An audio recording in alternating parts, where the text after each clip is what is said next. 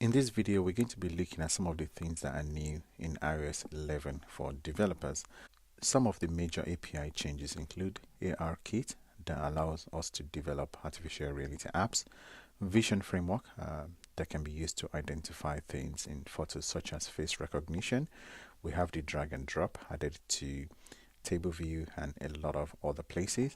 We have the machine learning core ML that allow us to do some kind of machine learning algorithms within an app. We have the natural language processing, PDF kit, core NFC, music kit, password autofill, device check, and so on and so forth. We're going to be looking at most of these new API changes.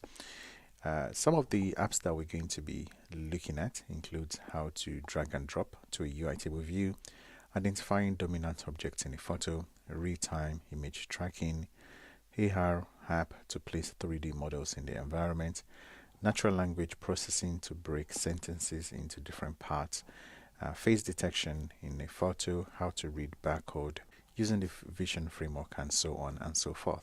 As you can see, we have so many things we need to cover, so let's get started. Thank you.